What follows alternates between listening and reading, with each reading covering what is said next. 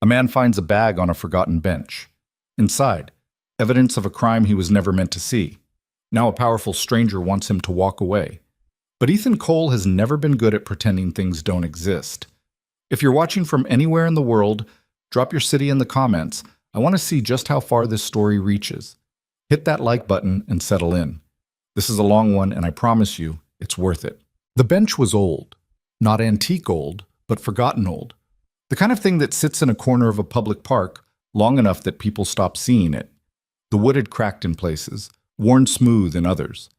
Ethan Cole walked past it twice a day, once in the morning with his son, once in the afternoon alone, and had done so for the better part of 4 years without stopping once. Until today. The leather bag sat right in the middle, centered like someone had placed it there on purpose. Dark brown, polished, expensive in a way that didn't belong to this part of the park. Ethan slowed. He'd already clocked out for the day. His shift as a maintenance worker ended an hour ago, and he'd been heading back to his truck when he saw it. He looked around. No one nearby.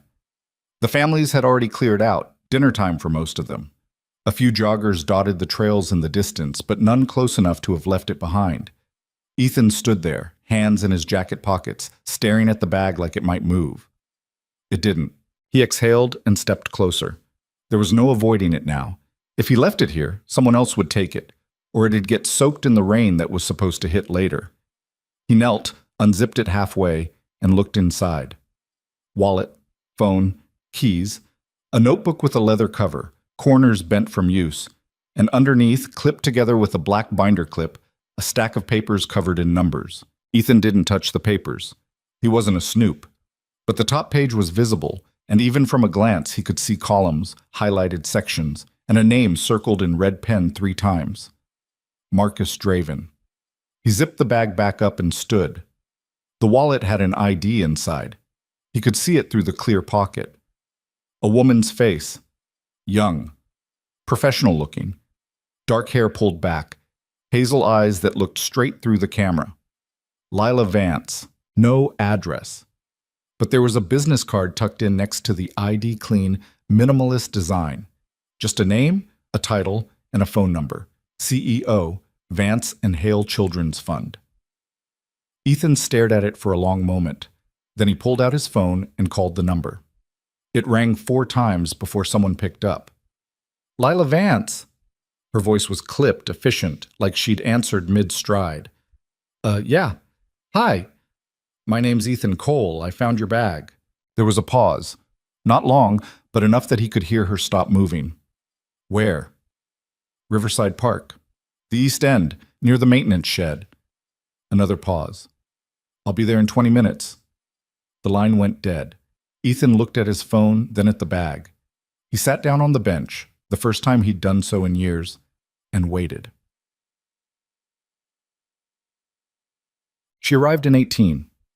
Ethan saw the car first, a sleek black sedan that didn't belong in a parking lot. It pulled up near the curb, and a woman stepped out. Same face from the ID, but sharper in person. She wore a charcoal blazer over a white blouse, dark slacks, heels that clicked against the pavement as she walked toward him. Ethan stood, holding the bag out. Ms. Vance. She took it without breaking stride, unzipped it, and did a quick inventory. Wallet, phone, keys. Then she paused, fingers hovering over the notebook. Did you look inside? Just enough to find your ID. Her eyes flicked up to meet his. They were sharp, searching, the kind of gaze that didn't miss much. Thank you, she said. Her tone was polite, but distant. I appreciate it. She turned to leave. Those papers, Ethan said. She stopped. I didn't read them, but I saw a name. Marcus Draven, circled a few times. Lila turned back slowly. Her expression didn't change, but something shifted in the way she held herself. And? Just seemed like maybe you'd been looking at it pretty hard. Thought you'd want to make sure it was all there. She studied him for a long moment. Then she opened the bag again, checked the papers, and closed it. It's all here. Good. She nodded once, then walked back to her car. Ethan watched her go, hands in his pockets, feeling the strange weight of a conversation that hadn't quite finished. Machunk. 2 days later, a man showed up at the maintenance shed. Ethan was restocking supplies, rakes, trash bags, a new set of work gloves, when the door opened and a tall man in a gray suit stepped inside. He looked around the small space like he was cataloging it, then fixed his attention on Ethan. "Ethan Cole?" "That's me." The man smiled. It didn't reach his eyes. "My name's Richard Hale. I work with Lila Vance." Ethan set down the box he was holding. "Okay. I wanted to thank you personally for returning her bag. It meant a lot to her." "She already thanked me." "I know." Hale stepped closer, hands clasped in front of him. "But I also wanted to make sure everything was settled." Ethan frowned. "What does that mean?" "It means I'd like to offer you something, for your trouble." He reached into his jacket and pulled out an envelope. Thick, white, the kind you'd use for formal correspondence. He set it on the workbench between them. Ethan didn't touch it. "I don't need anything." "It's $5,000. The number hung in the air. Ethan looked at the envelope, then back at Hale. "For returning a bag?" "For your discretion?" The word landed heavy. Ethan felt something tighten in his chest. "I didn't look through her stuff." "I believe you," Hale said smoothly. "But just to be clear, if anyone asks, you found the bag, you returned it, and that's the end of it. No follow-up, no questions." Ethan took a slow breath. "Who would ask?" Hale's smile widened slightly. "No one, if we're all on the same page." Ethan stared at him. The shed felt smaller now, the air thicker. "I'm not interested," he said. Hale didn't move. "Think about it. You've got a son, right? That money could go a long way." Ethan's jaw tightened. "How do you know about my son?" "I know a lot of things, Mr. Cole. It's my job." The silence stretched. Then Ethan stepped forward, close enough that Hale had to tilt his head back slightly to meet his eyes. "Get out!" Hale's expression didn't change, but something flickered behind it. He picked up the envelope, slipped it back into his jacket, and nodded. "Think about it," he said again. Then he turned and walked out. Ethan stood there for a long time, staring at the door. That night, Ethan couldn't sleep. He sat at the small kitchen table in his apartment, the only light coming from the stove hood. His son Jamie was asleep in the next room, door cracked open just enough that Ethan could hear his breathing. $5,000. Ethan ran his hand over his face. He could use it. God, he could use it. The car needed new brakes. Jamie's school had sent home a form about a field trip he couldn't afford.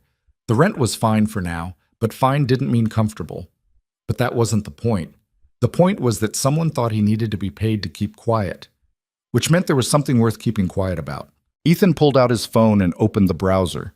He typed in Marcus Draven Vance and Hale Children's Fund. The results came back fast. Marcus Draven, Chief Financial Officer, 15 years with the organization, a few photos from charity events, handsome guy, silver hair, confident smile. Nothing out of the ordinary. Ethan scrolled further. A press release from 6 months ago. Vance and Hale expands educational programs for at-risk youth. Another from 2 months ago. CEO Lila Vance announces record fundraising year. Then, buried 3 pages deep, a local news article from a small blog. Questions raised over fund allocation at Vance and Hale. Ethan clicked it. The article was short, vague, written by someone who clearly didn't have all the facts but was asking the right questions. Discrepancies in budget reports. Funds earmarked for programs that never seemed to launch. Anonymous sources inside the organization claiming money wasn't going where it was supposed to. No names, no proof. Just questions. Ethan closed the browser and set his phone down. Then he picked it back up and called the number from the business card. It rang twice. "Lila Vance." "It's Ethan Cole." A beat of silence. "Mr. Cole, I need to talk to you." "About what?" "About why someone just offered me $5,000 to forget I ever saw your bag." The silence on the other end stretched longer this time. "Where are you?" she asked. They met at a diner on the edge of town. The kind of place that stayed open late and didn't ask questions. Ethan was already in a booth when she arrived, coffee cooling in front of him. She slid into the seat across from him, No bag this time, just her phone and keys on the table. Who approached you? She asked. Richard Hale. Her expression didn't change, but her fingers tightened slightly around her phone. What did he say? That he wanted to thank me. That he wanted to make sure we were on the same page. Ethan leaned forward. What's going on? Lila looked at him for a long moment. Then she glanced around the diner, empty except for a waitress wiping down tables in the corner, and spoke quietly. Marcus Draven has been stealing from the fund. Ethan felt the words settle. How much? I don't know yet. Hundreds of thousands at least. Maybe more. She paused. The money was supposed to go to scholarship programs, after-school initiatives, housing support for families in crisis. Instead, it's been funneled into offshore accounts, shell companies, fake vendors. And Hale? He's involved. I don't know how deep, but he's covering for Marcus. They've been working together for years. Ethan sat back. Why haven't you gone to the police? Because I don't have enough proof yet, and because the board won't move without it.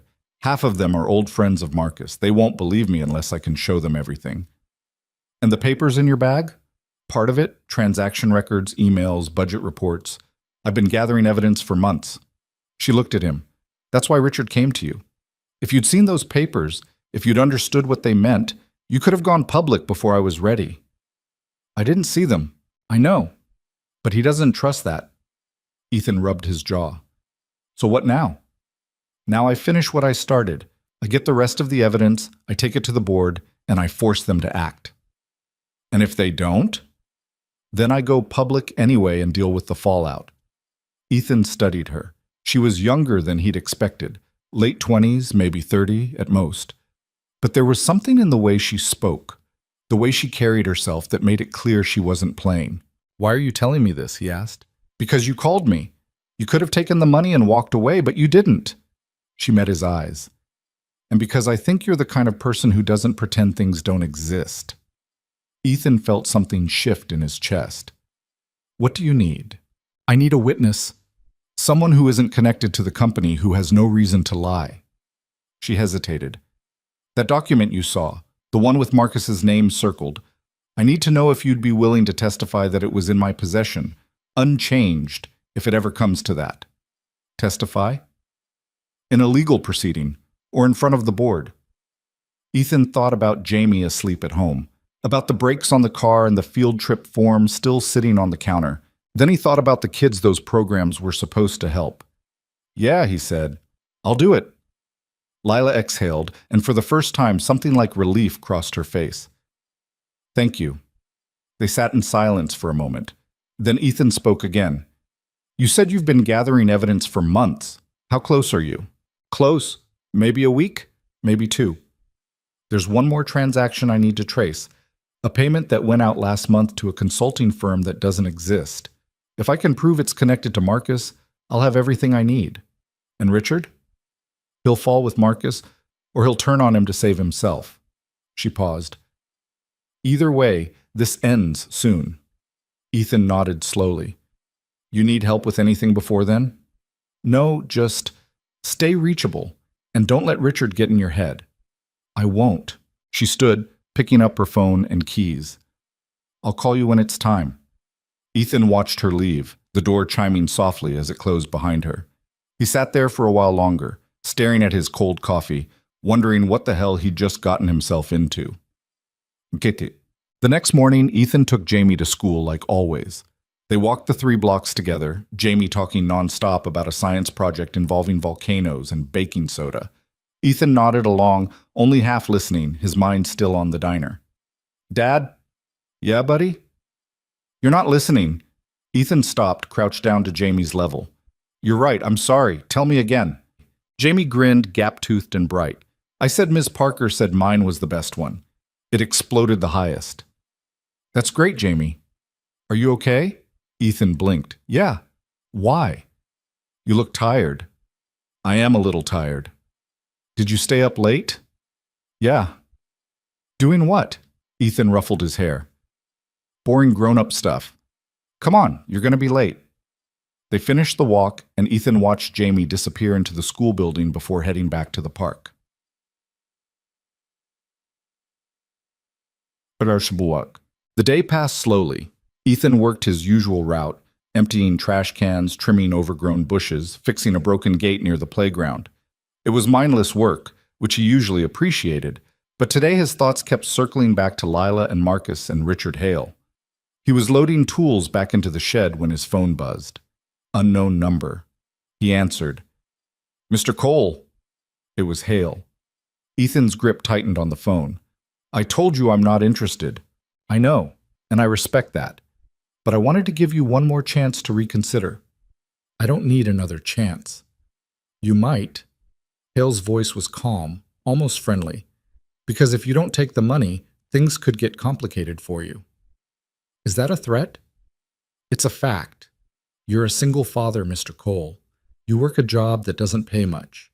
You rent a small apartment. You're doing your best, but life's fragile. One bad break and everything falls apart." Ethan felt his pulse quicken. "What do you want?" "I want you to be smart. Take the money. Move on. Forget you ever met Lila Vance. And if I don't, then I can't protect you from what happens next." The line went dead. Ethan stood there, phone still pressed to his ear, heart pounding.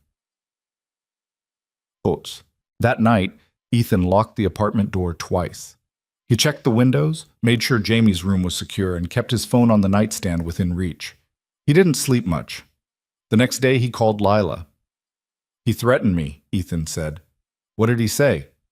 Ethan relayed the conversation. When he finished, Lila was quiet for a moment. "Are you safe?"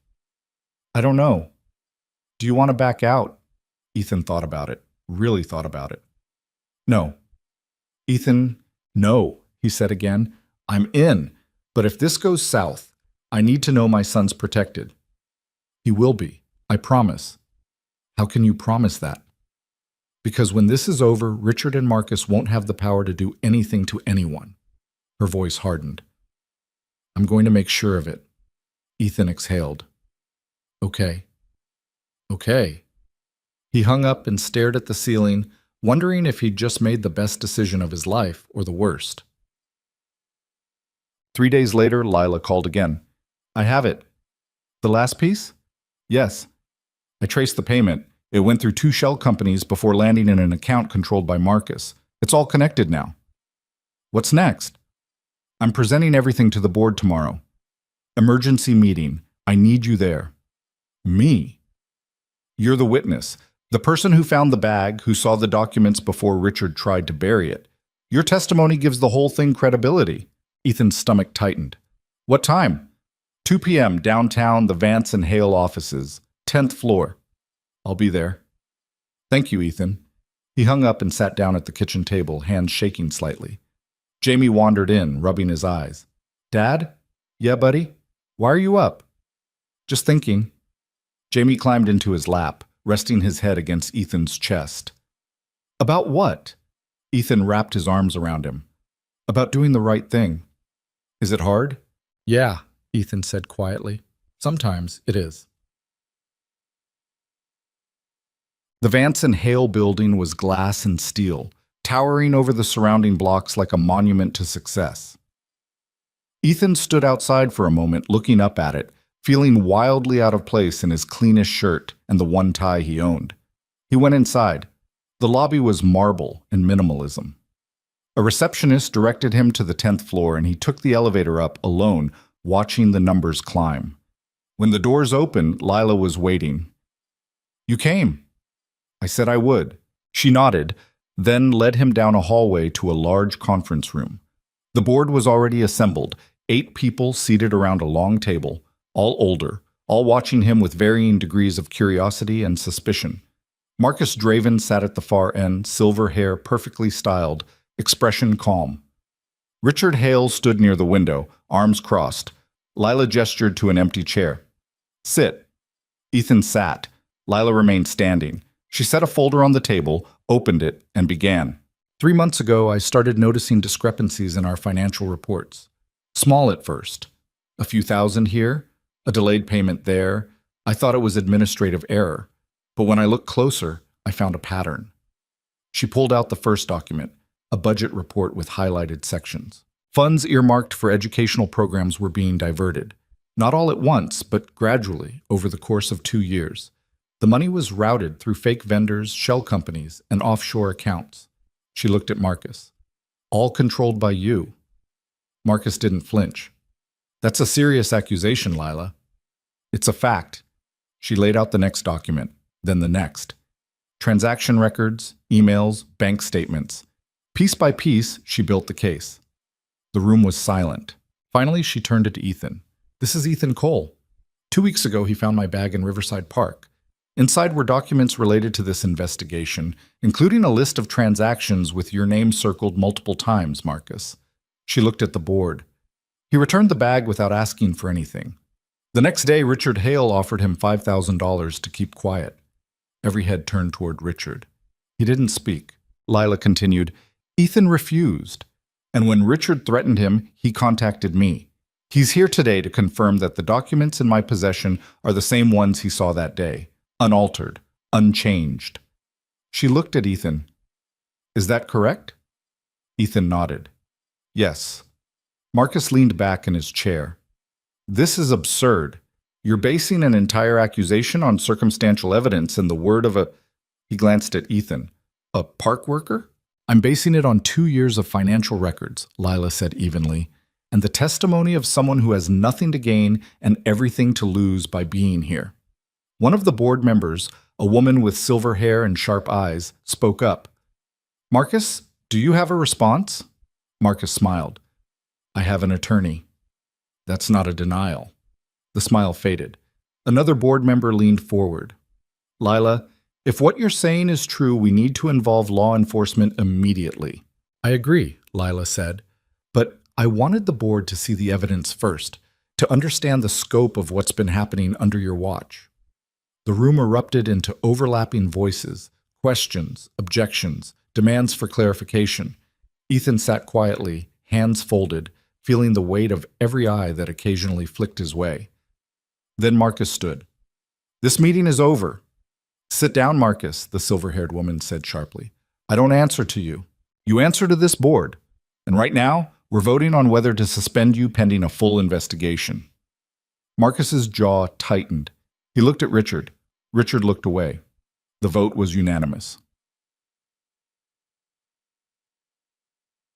Afterward, Ethan stood in the hallway while the board filed out, some avoiding his gaze, others nodding in quiet acknowledgement. Lila found him near the elevator. Thank you. You did the hard part. We both did. Ethan glanced back toward the conference room. What happens now? Now we hand everything over to the authorities. Marcus will be arrested. Richard will probably cut a deal, and the fund will survive. Will it? It has to. She paused. There are kids depending on it. Ethan nodded. They stood in silence for a moment. Then Lila spoke again. I meant what I said about protecting your son. If you need anything, I don't. I know, but if you do... Ethan met her eyes. I appreciate it. She smiled, small, genuine. You're a good man, Ethan Cole. I'm just a guy who found a bag. No, she said. You're more than that. The elevator dinged. Ethan stepped inside. As the doors closed, he caught one last glimpse of Lila standing in the hallway, sunlight streaming through the windows behind her. And for the first time in a long time, Ethan felt like maybe, just maybe, he'd done something that mattered. The elevator ride down felt longer than it should have. Ethan watched the numbers descend, his reflection staring back at him from the polished steel doors. He looked tired, older than 32. The tie felt like it was choking him. When the doors opened, he stepped into the lobby and nearly walked straight into a news crew setting up near the entrance. A reporter, young, eager, microphone already in hand, spotted him and moved forward. Sir, were you just in the Vance and Hale offices? Can you comment on the emergency board meeting? Ethan kept walking. No comment. Are the rumors true? Is CFO Marcus Draven being investigated for embezzlement? He pushed through the revolving door without answering. Outside, the afternoon sun was too bright. He squinted, fumbling for his phone, and called the one person he trusted to pick up Jamie from school when he couldn't. His neighbor, Mrs. Chen, answered on the second ring. Ethan? Hey, I'm running late. Can you grab Jamie for me? Of course. Everything okay? Yeah, just got held up. I'll get him. Don't worry. He hung up and stood on the sidewalk, people streaming past him in both directions. For a moment, he felt untethered, like the world was moving and he was standing still. Then his phone buzzed. A text from Lila. Press is outside. Use the side exit next time. He almost laughed. Next time. Like this was going to be a regular thing. He shoved the phone in his pocket and started walking. The park was 20 minutes on foot. He could have taken the bus, but he needed the air. Needed to move. By the time he reached Riverside, his shirt was damp with sweat and his tie was stuffed in his jacket pocket. The bench was still there. Empty now, just weathered wood and peeling paint. He sat down, elbows on his knees, and stared at the ground. 2 weeks ago, his biggest problem was figuring out how to stretch his paycheck until the end of the month. Now he was a witness in a corporate fraud case, his name probably already circulating in some law firm's notes. His face may be caught on camera by that reporter. He wondered if he'd made a mistake. Then he thought about the kids, the ones those programs were supposed to help, the scholarship money that never arrived, the after-school initiatives that got canceled, the housing support that evaporated before families could access it. No, he hadn't made a mistake. He just wished it didn't feel so heavy. His phone rang. Unknown number. He almost didn't answer, but something made him pick up. Mr. Cole. Not Hale this time. A woman's voice. Professional. Clipped. Who is this? My name is Angela Frost. I'm an attorney representing Marcus Draven. Ethan sat up straighter. I don't have anything to say to you. I'm not asking you to say anything. I'm calling as a courtesy to let you know that my client intends to pursue legal action against anyone who made defamatory statements during today's board meeting. I didn't defame anyone. I told the truth. That's a matter of perspective, Mr. Cole. And perspective can be expensive to defend in court. Ethan's jaw tightened. Are you threatening me? I'm informing you of the reality. My client has significant resources. You don't. If this goes to litigation, you'll be buried in legal fees before you ever see the inside of a courtroom. Then I guess your client better hope it doesn't go to litigation. There was a pause. When she spoke again, her tone had shifted, still professional, but sharper. You're in over your head, Mr. Cole. Think carefully about whether you want to continue down this path. I'll think about it. He hung up before she could respond. His hands were shaking. He gripped the edge of the bench, knuckles white, and forced himself to breathe. They were scared. That's what this was. Scared enough to send a lawyer after a park maintenance worker who didn't even have money for decent brakes on his car, which meant Lila had them cornered, which meant they were going to fight back hard. Ethan pulled up Lila's number and called. She answered immediately. What's wrong?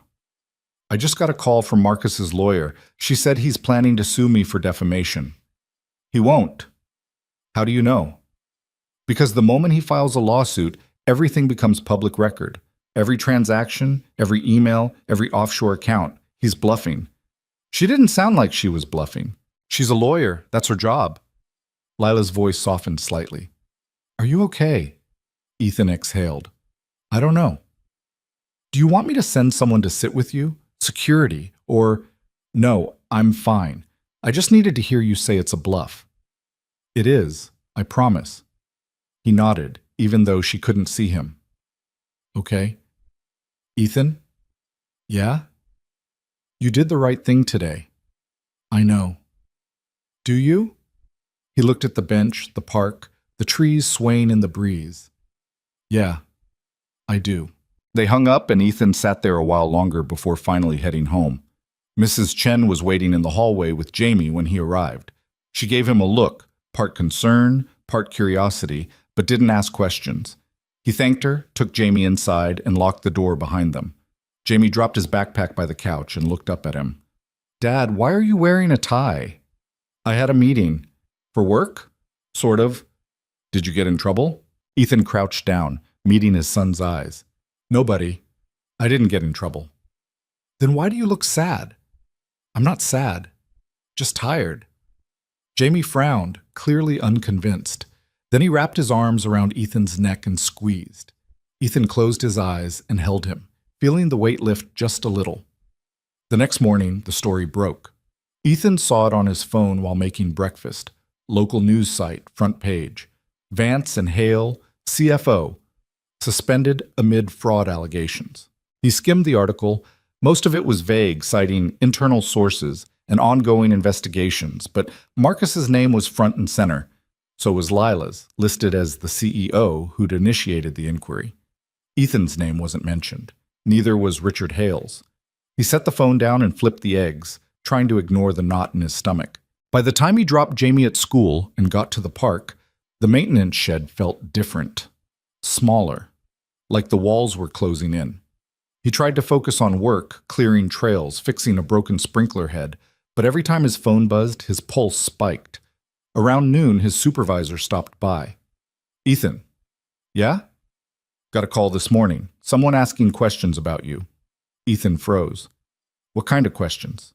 "How long you've worked here, your schedule, whether you've ever been in trouble." His supervisor, a guy named Ron, mid-50s, decent enough, crossed his arms.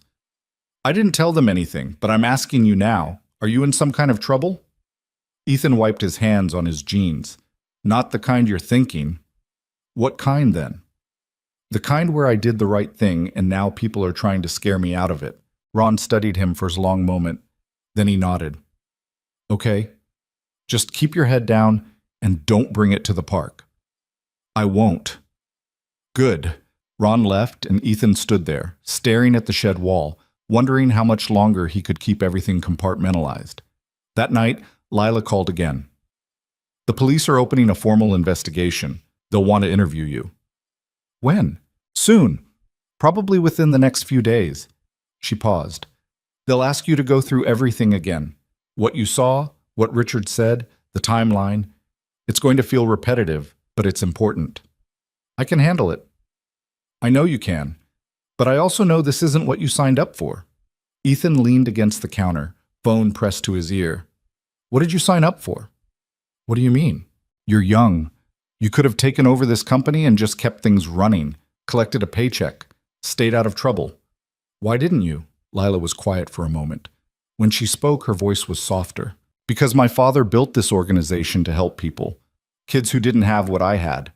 And when he died, I promised myself I wouldn't let it turn into something else." She exhaled. "Marcus was supposed to be someone I could trust, someone my father trusted, and he used that to steal from the people who needed it most." "So this is personal." "Yeah, it is." Ethan understood that, more than he wanted to admit. "What about you?" Lila asked. "Why didn't you just take the money?" "Because my son's watching me, and I don't want him growing up thinking you can look the other way as long as the price is right." "That's a good reason." "It's the only one that matters." They sat in silence for a moment, the kind that didn't need to be filled. "Get some sleep, Ethan." "You too." The interview with the police happened 3 days later.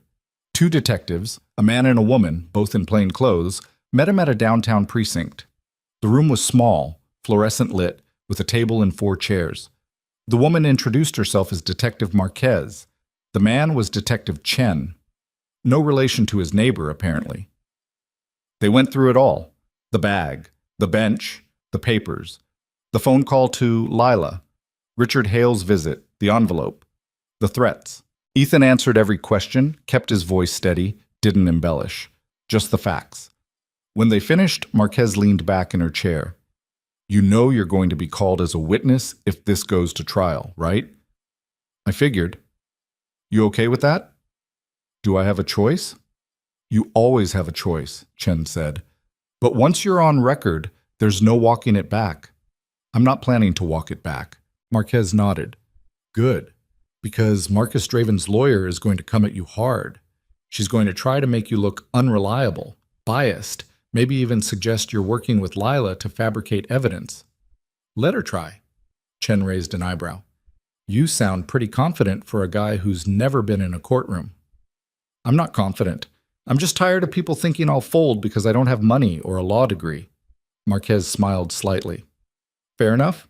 They wrapped up and Ethan left the precinct feeling drained. He checked his phone. 2 missed calls from an unknown number. No voicemail. He didn't call back. The next week was strange. Life kept moving. Jamie had school, Ethan had work, The park didn't stop needing maintenance just because he was tangled up in a fraud case. But everything felt off balance, like he was waiting for the other shoe to drop.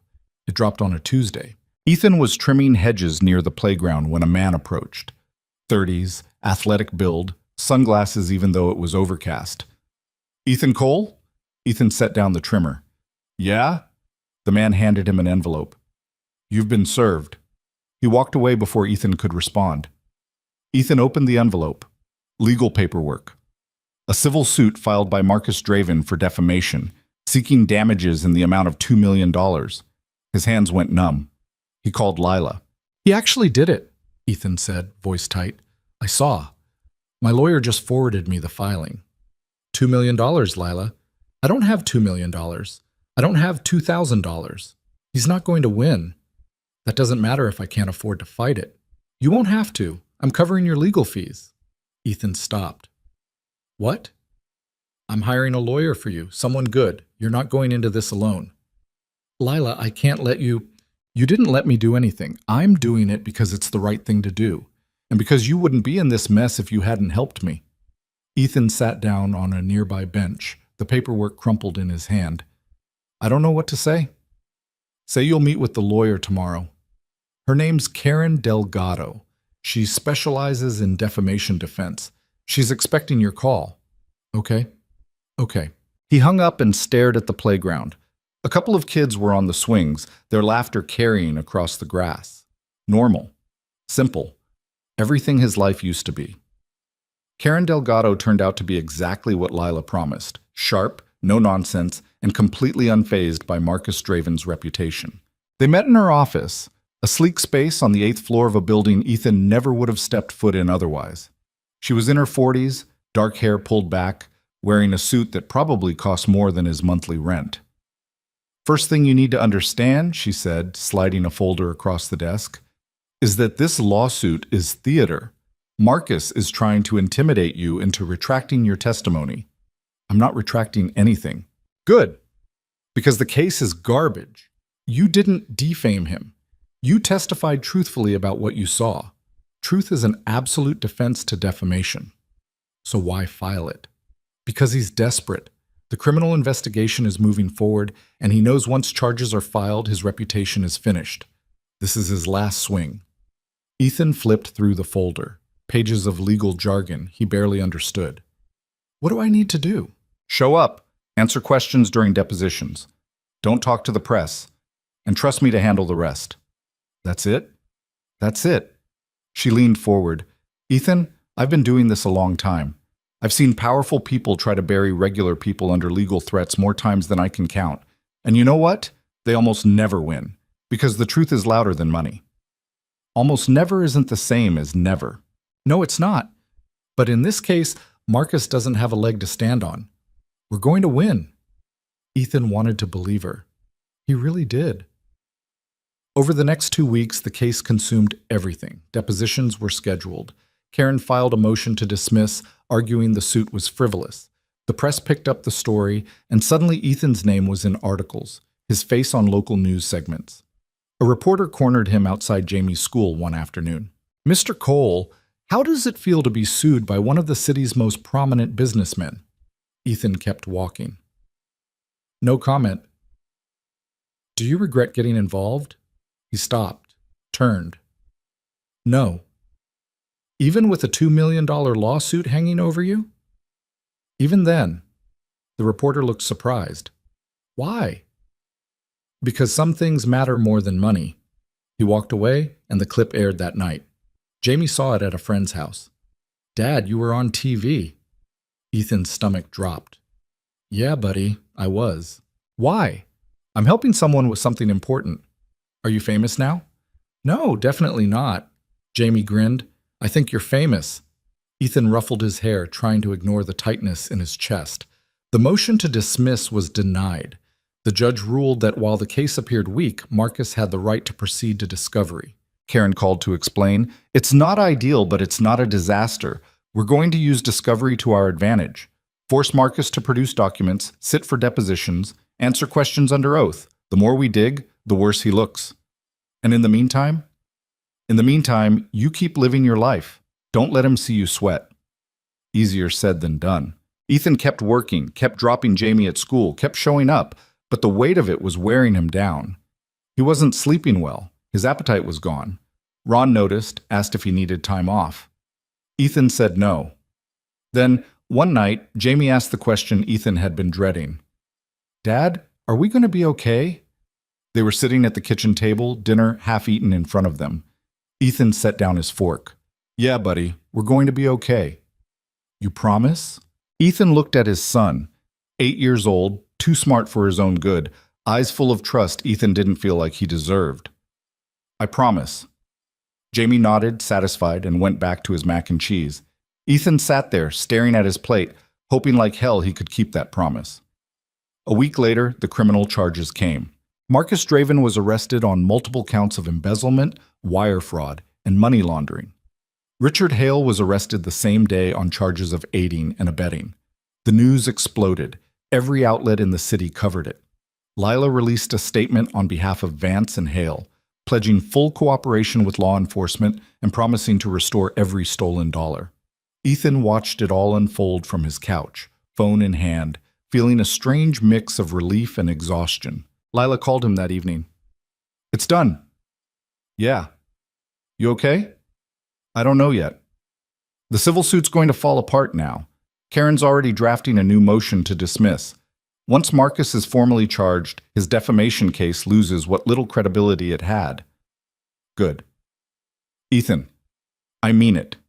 This is over. You won." He didn't feel like he'd won. He felt like he'd survived. "Thanks, Lila."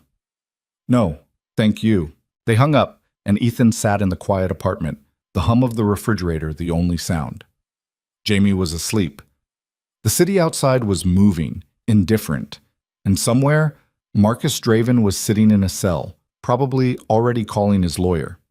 Ethan closed his eyes and let himself breathe. The motion to dismiss was granted 2 weeks later. The judge cited the criminal indictment as evidence that Ethan's testimony had been truthful and made in good faith. Marcus's defamation suit was thrown out with prejudice. Karen called to tell him the news.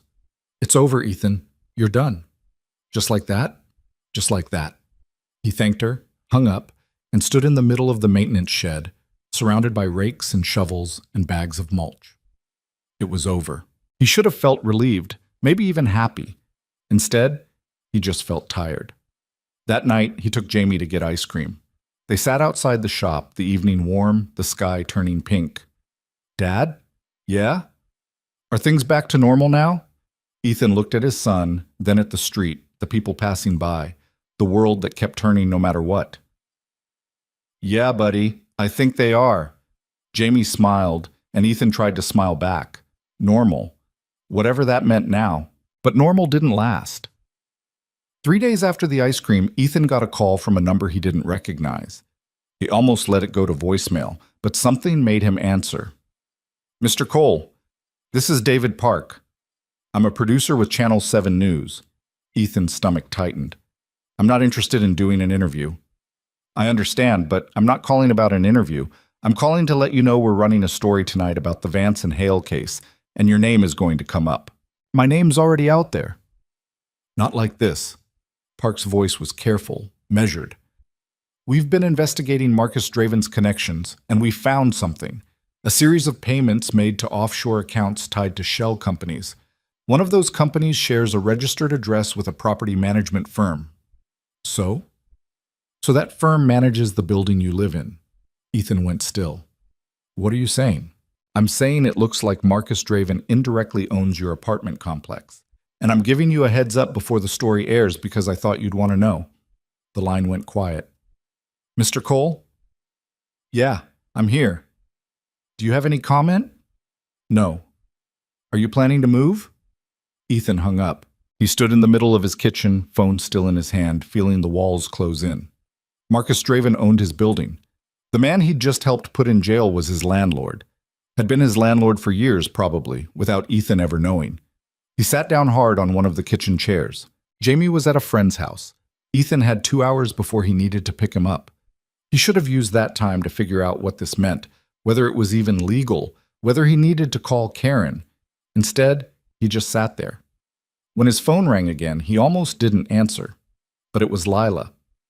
"Did you see the news?" "I got a call from the producer. Haven't seen it yet." "It's bad, Ethan." "How bad?" "Bad enough that it looks like Marcus might have been keeping tabs on you long before you found my bag. The property management firm has records going back 3 years. Maintenance requests, lease renewals, even a note about a late rent payment from 18 months ago." Ethan closed his eyes. "He knew where I lived the whole time." "It looks that way." "Why didn't anyone catch this before?" "Because the ownership structure is buried under 6 layers of shell companies. It took a team of investigative journalists 2 weeks to trace it." Lila paused. "This is going to make the case against him even stronger. It shows premeditation, surveillance, abuse of power. But it also means you're going to be back in the spotlight." "I don't want to be in the spotlight." "I know. But you don't have a choice anymore." Ethan opened his eyes and stared at the ceiling. "What do I do?" "You keep your head down. Don't talk to reporters. And if you want to move, I'll help you find a place." "I can't afford to move." "Then don't. You've done nothing wrong. You're the victim here, not the perpetrator." "Doesn't feel that way." "I know." They hung up, and Ethan sat in the silence until it was time to pick up Jamie. The story aired that night. Ethan didn't watch it, but Mrs. Chen did. She knocked on his door around 8, holding a casserole dish and wearing an expression that was half concern, half fury. "You didn't tell me that man owned the building." "I didn't know." "How could you not know?" "Because I pay rent to a management company, not to Marcus Draven." Ethan took the casserole. "Thanks for this." "Don't thank me. I'm angry." "At me?" "At him. At all of them." She crossed her arms. "You did a good thing, Ethan. Don't let them make you feel like you didn't." He nodded, throat tight, and she left without another word. Jamie was already asleep by the time Ethan checked the news online. The article was thorough, methodical, and damning. It laid out the ownership structure, the timeline, the implications. And right in the middle was a photo of Ethan, pulled from somewhere. Maybe the brief moment that reporter had caught him outside Jamie's school. He looked tired in the photo, worn down, like a man who'd been through something he hadn't asked for, which he supposed was accurate. The comment section was a mess. Half the people were calling him a hero. The other half were calling him a pawn, suggesting he'd been manipulated by Lila, that he was too naive to understand what he'd gotten himself into. He closed the browser and went to bed. Sleep didn't come. The next morning, Ron called him into the office. "Ethan, I'm not going to sugarcoat this. The Parks Department got a call from the city yesterday. They're asking questions about whether your involvement in this case creates a conflict of interest." Ethan frowned. "How?" "Because Vance and Hale has a contract with the city to fund some of the youth recreation programs we run in the parks. And now that you're tied to their internal investigation, some people are worried about appearances." "That's insane." "I know, but that's the reality." Ron leaned back in his chair. "They're not firing you, not yet. But they're putting you on administrative leave pending review." "For how long?" "I don't know. Could be a week. Could be a month." Ethan felt the floor shift beneath him. "I can't afford a month without pay. It's paid leave." "For now." Ron didn't argue. They both knew how these things went. Ethan left the office, got in his truck, and drove to the park. He sat in the parking lot, windows down, staring at the trees. This was supposed to be over. The lawsuit was dismissed. Marcus was in jail. The truth was out. So why did it feel like everything was still falling apart? His phone buzzed. A text from Lila. "Can we meet?" He stared at the message for a long time before responding. "Where?" They met at the same diner where they'd had their first real conversation. Lila was already in a booth when he arrived, coffee in front of her, untouched. Ethan slid into the seat across from her. "You saw the news about the building." "I did." "And now I'm on leave from work because apparently helping you is a conflict of interest." Lila's jaw tightened. "That's not fair." "No, it's not. I can call the city, explain that you had no knowledge of the contract, that you were acting as a private citizen." "Don't." Ethan cut her off. "It'll just make it worse. They'll say you're trying to protect me, and that'll prove their point." Lila looked down at her coffee. "I'm sorry. It's not your fault, isn't it? You found my bag. You helped me, and now your life is a mess. Ethan shook his head. My life was already a mess. I was just better at pretending it wasn't. She looked up, surprised. I've been barely scraping by for years, he continued, working a job that doesn't pay enough, raising a kid on my own, trying to convince myself that as long as we had a roof over our heads and food on the table, everything was fine. But it wasn't fine. It was just survival. And now? Now I don't know. But at least I did something that mattered. Lila studied him, her expression unreadable. Then she reached into her bag and pulled out an envelope. What's this? Ethan asked. A job offer. He didn't touch it. I don't want your charity. It's not charity. It's a real position. Director of Community Outreach for Vance and Hale. You'd be working directly with the programs we fund, making sure the money goes where it's supposed to, building relationships with the families and organizations we serve. I'm not qualified for that. You're more qualified than half the people I've interviewed. You know what it's like to struggle. You know what these families need because you've lived it. She pushed the envelope toward him. And you're the only person I trust to do it right. Ethan stared at the envelope. How much does it pay? $60,000 a year, full benefits, flexible hours so you can be there for Jamie. It was more than double what he made at the park. Why are you doing this? Because I need someone like you. And because you deserve a chance to do more than survive. Ethan picked up the envelope, opened it, and read the offer letter. It was real, detailed, professional. I don't know what to say. Say you'll think about it. He folded the letter and slipped it back into the envelope. I'll think about it. They sat in silence for a moment. Then Lila spoke again, her voice quieter. I know this has cost you, more than it should have, and I know I can't undo that, but I want to try to make it right. You don't owe me anything? Yes, I do. Ethan met her eyes. There was something raw in them, something that looked like guilt and gratitude all tangled together. Okay, he said. I'll think about it. That night, Ethan sat at the kitchen table with the offer letter in front of him. Jamie was doing homework on the couch, pencil scratching against paper. Dad? Yeah, buddy? What's that? A job offer. Jamie looked up. Are you leaving the park? I don't know yet. Do you want to? Ethan thought about it.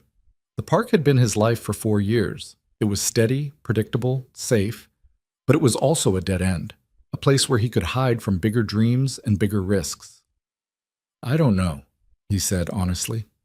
Jamie went back to his homework and Ethan stared at the letter. $60,000 a year. Benefits. Flexible hours. A chance to do something that mattered. He thought about the kids those programs were supposed to help.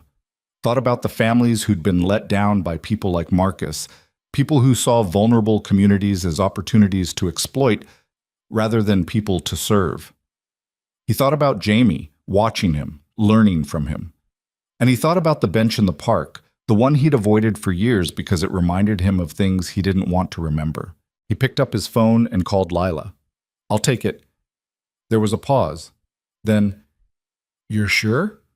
No, but I'm doing it anyway, Lila laughed, short, surprised, genuine. When can you start?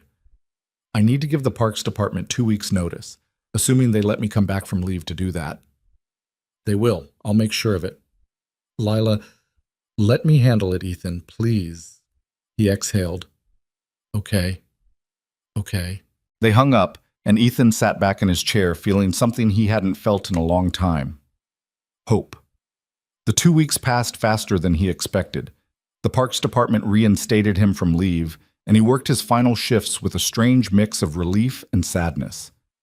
Ron shook his hand on the last day. You're doing the right thing. I hope so. You are. And if it doesn't work out, you've always got a place here.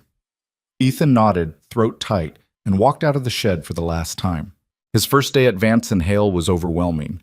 The office was sleek, modern, filled with people who looked like they belonged in a completely different world than he did.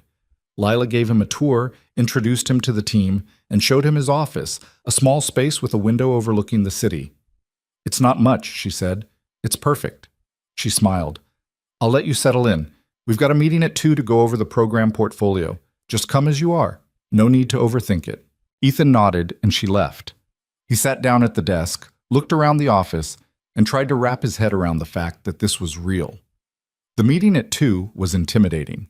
A room full of people who knew the organization inside and out, who spoke in acronyms and referenced initiatives Ethan had never heard of. But when Lila asked him to introduce himself, he kept it simple. "I'm Ethan Cole. I'm here to make sure the programs we fund actually reach the people who need them, and to be a voice for families who don't usually get heard in rooms like this." There was a pause. Then one of the program directors, a woman named Sandra, smiled.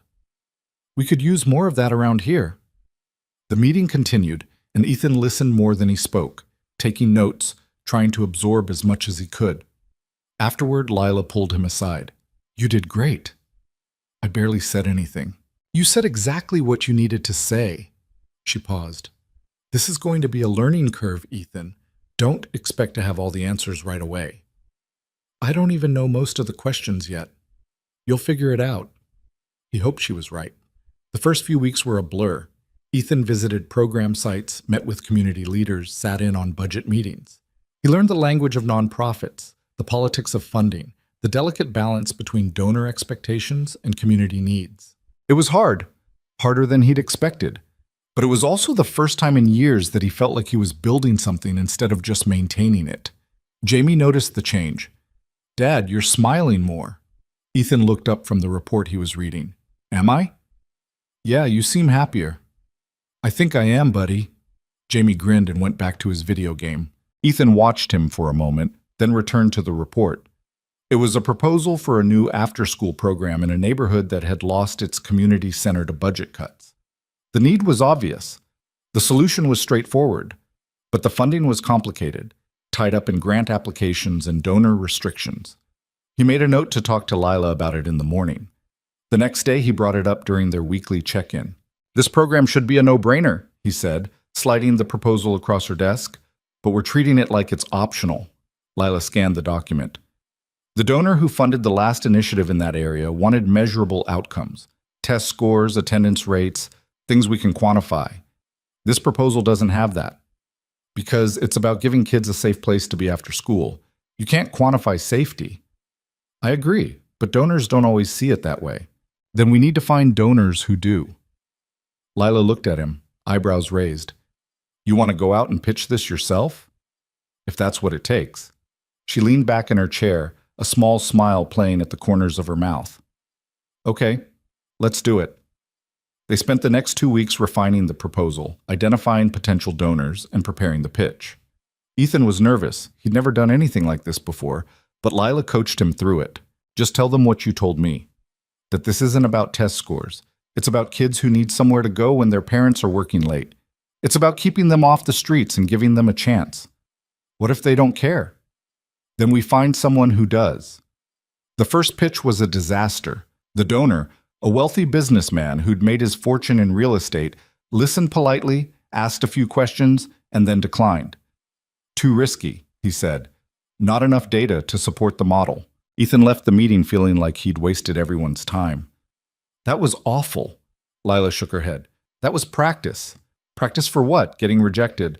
Practice for finding the right person." The second pitch went better. The donor, a woman who'd grown up in the same neighborhood the program was targeting, understood immediately. She asked smart questions, pushed back on a few details, and then wrote a check for $50,000 on the spot. Ethan stared at the check. "Just like that?" "Just like that," the woman said. "I know what it's like to need a safe place. If this program had existed when I was a kid, my life would have been different." As they left, Lila nudged him. "See? You just needed the right audience." Ethan looked at the check again, still not quite believing it. "This is real." "It's real." They launched the program 6 weeks later. Ethan was there for the opening day, watching kids pour into the refurbished community center, their faces lit with excitement. Parents stood on the sidelines, some relieved, some cautiously hopeful. One mother approached him. "Are you Mr. Cole?" "Yeah. I just wanted to say thank you. My daughter's been asking about this program every day since she heard about it. She's never been this excited about anything." Ethan felt something loosen in his chest. "I'm glad we could make it happen." The woman smiled and walked away, and Ethan stood there, watching the kids play, feeling the weight of the past few months lift just a little. Lila found him near the entrance. "You did this," she said. "We did this. No, you pushed for it. You fought for it. You made it happen." Ethan shook his head. "I just didn't want to see another program fall through the cracks. And that's exactly why you're good at this." They stood side by side, watching the chaos of kids and parents and volunteers. And for the first time in a long time, Ethan felt like maybe he'd found something worth holding on to. But even as the program took off, the shadow of Marcus Draven's trial loomed. The date was set for 3 months out, and Ethan knew he'd be called to testify. Karen had already prepped him, walked him through what to expect, but the thought of sitting in a courtroom facing Marcus and his lawyers made his stomach turn. "You'll be fine," Karen said during one of their prep sessions. "Just answer the questions honestly. Don't embellish, don't speculate, stick to what you know." "What if they try to make me look like I'm lying?" "They will. That's their job. But the evidence backs you up, the documents, the timeline, the witnesses. You're not in this alone." Ethan nodded, but the anxiety didn't fade. The night before the trial, he couldn't sleep. He lay in bed, staring at the ceiling, running through every possible question, every possible scenario. Around 2 in the morning, his phone buzzed, a text from Lila. "You awake?" "Yeah, me too. Want to talk?" He called her. "Hey." "Hey." Her voice was quiet, almost tentative. "I couldn't sleep." "Me neither. Tomorrow's going to be hard." "I know. But you're going to be great. I believe that." Ethan closed his eyes. "What if I mess up? Then we deal with it." "But you won't." "How do you know?" "Because you've never backed down from anything. Not once. And you're not going to start now." He let out a slow breath. "Thanks, Lila." "Thank you, Ethan. For everything." They stayed on the line for a while longer, not saying much, just the quiet comfort of not being alone. When they finally hung up, Ethan felt a little steadier. The trial started the next morning, and Ethan walked into the courtroom with Karen by his side, Jamie staying with Mrs. Chen for the day. The room was packed, reporters, spectators, people from Vance and Hale. Marcus sat at the defense table looking calm, composed, like this was just another business meeting. Ethan took his seat in the gallery and waited. The first 2 days of the trial were a parade of financial experts and former employees.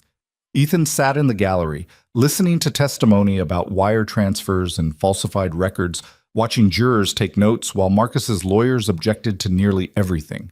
It was tedious, technical, the kind of thing that would put most people to sleep if the stakes weren't so high. Lila testified on the second afternoon. She was calm, precise, walking the jury through how she'd discovered the discrepancies, how she'd traced the money, how she'd built the case. Marcus's lead attorney, a sharp-faced woman named Garrett, tried to rattle her during cross-examination. "Ms. Vance, isn't it true that you've only been CEO for 2 years?" "Yes." "And prior to that, you had no executive experience in nonprofit management?" "That's correct." "So you took over an organization you didn't fully understand, and when things didn't go the way you expected, you blamed my client rather than examining your own shortcomings?" Lila didn't blink. "I blamed your client because he stole money meant for children. That's not a shortcoming on my part. That's a crime on his." A few people in the gallery murmured. The judge gavelled for silence. Garrett tried a different angle. "You were quite young when your father died and left you in charge, weren't you?" "I was 27. "And you felt pressure to prove yourself?" "I felt pressure to honor my father's legacy. There's a difference." "Is there? Or did you see my client, an experienced, respected executive, as a threat to your authority?" Lila's jaw tightened, but her voice stayed steady. "Your client was a threat to the families we serve, not to me." Garrett kept pushing, but Lila didn't crack. By the time she stepped down, Ethan could see the exhaustion in her eyes, the way her shoulders sagged just slightly as she walked back to her seat. He caught her eye as she passed. She gave him a small nod. That night, Karen called to tell him he'd be testifying the next day. "First thing in the morning, prosecution wants you early while the jury's still fresh." Ethan's stomach dropped. "Okay. Remember what we talked about. Short answers. Stick to the facts. Don't let Garrett get under your skin." "What if she does?" "Then you take a breath and keep going. You've been through worse than a lawyer asking tough questions." Ethan wasn't so sure about that. He spent the evening trying to distract himself. He helped Jamie with his math homework, made dinner, watched half a movie he couldn't focus on. When Jamie went to bed, Ethan sat at the kitchen table and stared at his hands. He thought about the bench, the bag. The moment he'd decided to call the number on that business card instead of just leaving it alone. If he'd known where it would lead, would he have made the same choice? He didn't know. But it was too late to go back now. The courthouse was colder than Ethan remembered. He sat in the hallway outside the courtroom waiting to be called, hands clasped between his knees. Karen sat beside him, scrolling through her phone, calm as ever. "You're going to be fine," she said without looking up. "You keep saying that." "Because it's true." The bailiff opened the door. "Ethan Cole." Ethan stood, legs unsteady, and walked into the courtroom. Every seat was filled. Reporters lined the back wall. Marcus sat at the defense table, watching him with an expression Ethan couldn't read. Lila was in the front row. She gave him a small, encouraging nod. Ethan took the stand, raised his right hand, and swore to tell the truth. The prosecutor, a man named Lynn, mid-40s, wire-rimmed glasses, approached with a reassuring smile. "Mr. Cole, thank you for being here today. Can you tell the jury what you do for a living?" "I'm the director of community outreach for Vance and Hale Children's Fund." "And before that?" "I worked as a maintenance worker for the City Parks Department." "How long did you work in that position?" 4 years. Lynn nodded. "Can you describe what happened on the afternoon of March 14th? Ethan took a breath. "I was finishing my shift at Riverside Park when I saw a leather bag sitting on a bench. I checked inside to see if there was ID, found a business card with a phone number, and called it. The person who answered was Lila Vance." "And what did you do with the bag?" "I waited at the park until she arrived, then returned it to her." "Did you look through the contents?" "Only enough to find her contact information." "Did you see any documents inside?" "Yes. There were papers clipped together. I didn't read them, but I saw a name circled in red. Marcus Draven." Lynn glanced at the jury. "Did Ms. Vance say anything about those documents?" "No, she just checked to make sure everything was there, thanked me, and left." "What happened next?" 2 days later, a man named Richard Hale came to my work. He offered me $5,000 to keep quiet about what I'd seen." A murmur ran through the courtroom. The judge didn't gavel this time. "Did you accept the money?" Lynn asked. "No." "Why not?" Ethan looked at the jury. 12 faces, all watching him. "Because if someone's willing to pay you to forget something, it usually means there's something worth remembering." Lynn smiled slightly. "What did you do after you refused the money?" "I contacted Ms. Vance and told her what happened. She explained that she was investigating financial irregularities at the fund and asked if I'd be willing to testify about the documents I'd seen." "And you agreed?" "Yes." "Even though you knew it might put you in a difficult position?" "Yes." "Why?" Ethan hesitated. The courtroom was silent. "Because I have a son, and I want him to grow up knowing that when you see something wrong, you don't look the other way just because it's easier." Lynn let that sit for a moment. Then he said, "No further questions." Garrett stood immediately. She was tall, composed, dressed in a navy suit that probably cost more than Ethan's monthly rent. "Mr. Cole, you said you didn't read the documents in Miss Vance's bag. Is that correct?" "Yes."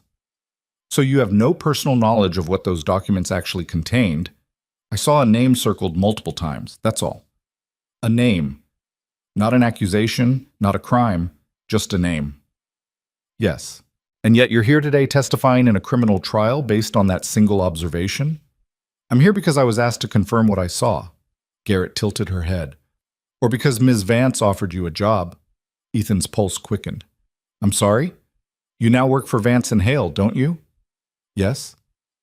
"Making significantly more money than you did as a park worker?" "Yes." $60,000 a year, isn't it?" "Yes." Garrett turned to the jury. "So let me see if I understand this correctly. You found a bag. You saw a name on a piece of paper.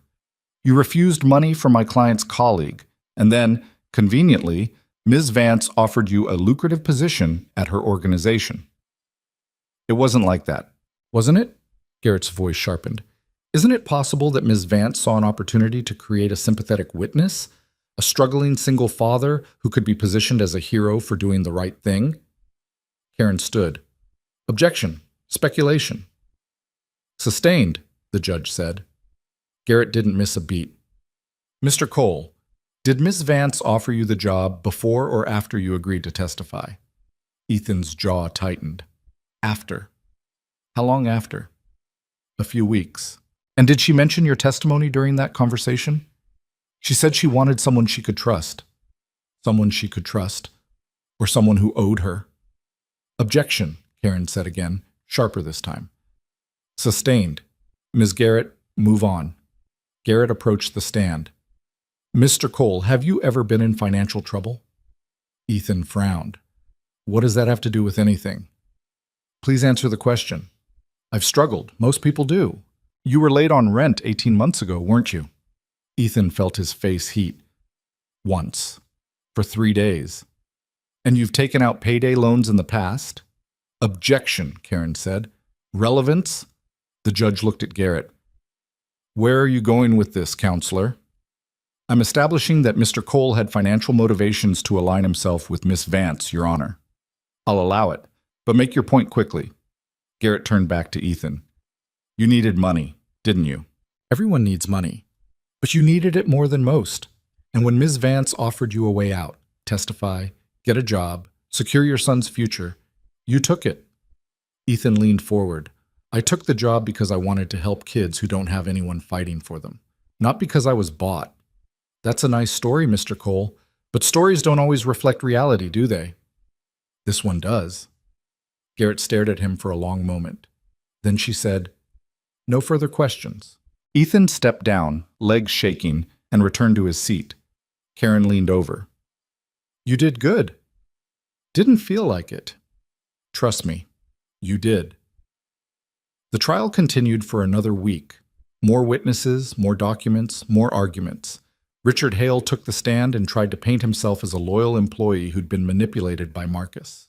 The prosecution tore him apart on cross-examination. Marcus never testified. His lawyers kept him off the stand, probably because they knew he'd never survive cross. On the final day, both sides gave closing arguments. The prosecutor laid out the evidence piece by piece, showing how Marcus had systematically stolen from the fund, how he'd covered his tracks, how he'd used his position to exploit the very people the organization was supposed to help. Garrett's closing was smoother, more polished. She argued that the evidence was circumstantial, that the prosecution hadn't proven intent, that Marcus was being scapegoated for systemic failures within the organization. When the jury filed out to deliberate, Ethan sat in the hallway with Karen and Lila, waiting. How long do you think it'll take? Lila asked. Hard to say, Karen replied. Could be hours, could be days. It took 14 hours. The jury came back the next afternoon. Ethan was at work when Karen called. They have a verdict. Get to the courthouse. He grabbed his jacket and ran. By the time he arrived, the courtroom was packed again. He found a seat near the back, heart pounding, and watched as the jury filed in. The judge asked the foreman if they'd reached a verdict. We have, Your Honor. On the charge of embezzlement, how do you find? Guilty. Ethan exhaled. On the charge of wire fraud, how do you find? Guilty. On the charge of money laundering, how do you find? Guilty. The courtroom erupted. The judge gavelled for order, but the noise continued. Ethan sat back in his seat, feeling the tension drain from his body. It was over. Marcus sat motionless at the defense table, his lawyers leaning in to speak to him.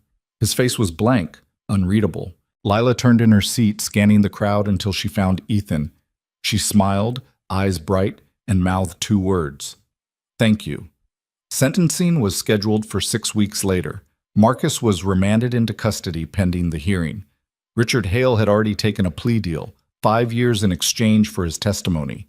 Ethan watched the news that night with Jamie, who asked too many questions Ethan didn't know how to answer. Is the bad guy going to jail? Yeah, buddy, he is. For how long? A long time. Good. Ethan ruffled his hair. Yeah, good. The weeks after the verdict were strange. Life moved forward, but everything felt different. Ethan threw himself into work, visiting program sites, meeting with families, trying to rebuild the trust that Marcus had shattered. One afternoon, he was at a community center in the same neighborhood where they'd launched the after-school program. A boy, maybe 10 years old, approached him while he was talking to the site coordinator. "Are you Mr. Cole?" Ethan looked down. "Yeah, what's your name?" "David."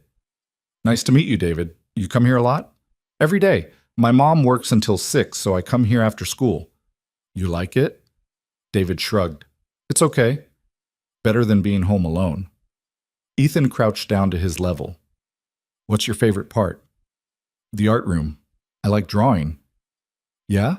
What do you draw?" "Mostly superheroes, sometimes dragons." Ethan smiled. "That sounds pretty cool." David looked at him seriously. "My mom said you're the one who made this place happen." "I helped. A lot of people helped. She said if it wasn't for you, I wouldn't have anywhere to go." Ethan felt his throat tighten. "I'm glad you have somewhere to go, David."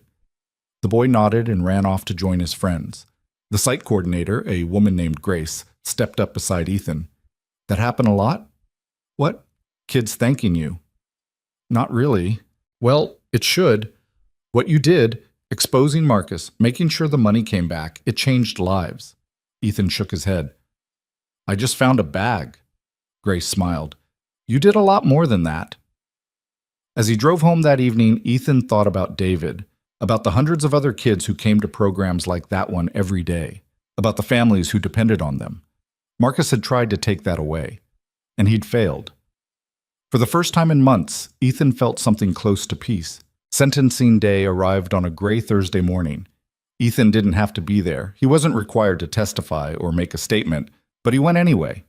Lila was there, sitting in the front row with the board members who'd stood by her through the whole ordeal. Marcus was brought in wearing a jail-issued jumpsuit, his silver hair less polished, his face drawn. He didn't look at anyone as he sat down. The judge reviewed the case, the charges, the evidence. Then he asked if Marcus had anything to say. Marcus stood. His lawyer whispered something to him, but he ignored it. "I made mistakes," Marcus said, voice steady. "I let my ambition cloud my judgment. I thought I was owed something for the years I'd given to this organization, and I took what I believed was mine. I was wrong." Ethan watched him, trying to read the man's face. It wasn't remorse he saw there, it was resignation. The judge wasn't moved. "Mr. Draven, you didn't just make mistakes. You systematically defrauded an organization dedicated to helping vulnerable children. You betrayed the trust of your colleagues, your community, and the families who relied on the programs you undermined. The harm you caused is incalculable." He paused, adjusting his glasses. "On the charge of embezzlement, I sentence you to 12 years in federal prison. On the charges of wire fraud and money laundering, 8 years each to be served concurrently. You will also be required to pay full restitution to Vance and Hale Children's Fund in the amount of $1.3 million. The gavel came down. Marcus didn't react. He simply turned and let the guards lead him away. Lila stood as the courtroom began to empty. Ethan made his way to the front, and they walked out together into the cold afternoon air. 12 years, Lila said quietly. "He'll probably serve 8 with good behavior." "Still, it's something." Ethan nodded. They stood on the courthouse steps, watching people scatter to their cars. "What happens now?" he asked. "Now we rebuild, fully. The board's already approved a new oversight structure. We're bringing in an independent auditor, implementing quarterly reviews, making sure this never happens again." "And the programs?" "Every dollar Marcus stole is being returned. Some of it we've already recovered from seized assets. The rest will come from restitution payments." She looked at him. "We're going to be okay, Ethan. Better than okay." He believed her. They walked to the parking garage together, and Lila stopped beside her car. "I owe you," she said. "You don't." "I do. You could have walked away a dozen times, but you didn't." Ethan shrugged. "Neither did you." She smiled. "I guess we're both stubborn." "Guess so." Lila opened her car door, then hesitated. "Ethan?" "Yeah?" "I meant what I said about trust. You're one of the few people I can count on. Don't forget that." "I won't." She got in the car and drove away, and Ethan stood there for a moment, hands in his pockets, feeling the weight of the past few months finally start to lift. That night, he took Jamie to the park. Not Riverside, that place still carried too much history, but a smaller one closer to their apartment. They threw a baseball back and forth as the sun set, Jamie's laughter echoing across the field. Dad, did you win? Ethan caught the ball, held it. What do you mean? The trial. Did you win? It wasn't about winning, buddy. It was about making sure the right thing happened. Did the right thing happen? Ethan thought about Marcus in that jumpsuit, about the 12-year sentence, about the money being returned to the programs that needed it. Yeah, he said. I think it did. Jamie grinned and threw the ball back. Ethan caught it, and they kept playing until the streetlights came on and it was time to go home. Later, after Jamie was asleep, Ethan sat on the couch with a beer he didn't finish and thought about the bench. The one he'd avoided for years. The one where everything had started. He'd been so afraid of that bench, of what it represented, of the memories tied to it. But maybe it was time to stop being afraid. Maybe it was time to go back. The Saturday after sentencing, Ethan woke early. Jamie was still asleep, the apartment quiet except for the hum of traffic outside. He made coffee, stood at the kitchen window, and watched the city wake up.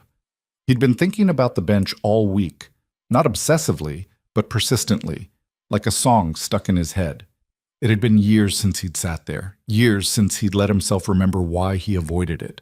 His wife, Jamie's mother, had loved that bench. She'd sit there with a book on summer afternoons, legs tucked under her, completely absorbed. Ethan would find her there after his shifts, and they'd walk home together, her hand in his, talking about nothing and everything. She'd been gone for 5 years now. Cancer. Fast and brutal and unfair. He'd stopped going to that part of the park because it hurt too much. Because every time he saw that bench, he saw her. But maybe that was the point. Maybe it was time to stop running from the hurt and just sit with it. He finished his coffee, checked on Jamie, still out cold, one arm flung over his face, and left a note on the counter. Back soon. Breakfast when I get home. The park was nearly empty when he arrived. A few joggers, a couple walking a dog, but the east end, where the bench sat, was deserted. Ethan walked slowly, hands in his jacket pockets, feeling the cool morning air on his face. The bench looked the same. Weathered, cracked, forgotten by everyone except him. He sat down. For a long time, he just stared at the trees. The leaves were starting to turn, patches of gold and red breaking through the green. The river beyond glittered in the early light. He thought about the bag, about Lila, about Marcus and Richard, and the whole tangled mess that had started right here. It felt like a lifetime ago, like something that had happened to someone else. But it hadn't. It had happened to him, and he'd made it through. He thought about his wife, about how she used to tell him he worried too much, that he needed to trust himself more. She'd been right. He'd spent years playing it safe, keeping his head down, convincing himself that survival was enough. But it wasn't. Jamie deserved more than a father who was just getting by, and maybe Ethan deserved more too. Thought I might find you here. Ethan looked up. Lila stood a few feet away, hands in the pockets of a long coat, hair pulled back, eyes tired but warm. How'd you know? Lucky guess. She gestured to the bench. Mind if I sit? Go ahead. She sat down beside him, and they both stared out at the river. You okay? She asked. Yeah, just thinking. About? A lot of things. He paused. My wife used to sit here, before she died. Lila turned to look at him. I didn't know. Most people don't. I don't talk about it much. I'm sorry. Me too. Ethan leaned back, hands clasped. I avoided this bench for years. Felt like if I came back, I'd have to deal with everything I'd been pushing down. But lately, I've been thinking maybe that's not such a bad thing. Dealing with it? Yeah. Lila nodded slowly. I get that. After my father died, I threw myself into work. Kept busy, kept moving, didn't let myself stop long enough to feel it. And then one day I looked up and realized I'd built this whole life around not grieving. What changed? I found the fraud. And suddenly I had to care about something bigger than just keeping myself distracted. She smiled faintly. Sounds stupid, but it helped. Gave me a reason to feel something other than sad. Ethan understood that more than he wanted to admit. They sat in silence for a while, watching the river flow. You know what's strange? Ethan said eventually. If I hadn't found your bag that day, none of this would have happened. Marcus would still be stealing. Richard would still be covering for him. And I'd still be emptying trash cans and pretending that was enough. You think finding the bag changed things? I know it did. Lila tilted her head. Or maybe you were ready for things to change, and the bag was just the excuse. Ethan considered that. Maybe. I don't think you give yourself enough credit, Ethan. You didn't have to call me. You didn't have to refuse Richard's money. You didn't have to testify. But you did. Not because of the bag. Because of who you are. He looked at her. Who am I? Someone who doesn't look away when it matters. Ethan felt something loosen in his chest. I'm trying. I know. A jogger passed by, earbuds in, oblivious. The dog walker circled back toward the parking lot. The world kept moving. So what now? Ethan asked. What do you mean? The trial's over. Marcus is in prison. The fund's rebuilding. What's next for you? Lila exhaled. Honestly, I don't know. For the first time in 2 years, I don't have a crisis to manage. It's kind of terrifying. Why terrifying? Because I don't know who I am without the fight. Ethan nodded. He understood that too. You'll figure it out, he said. You're good at this.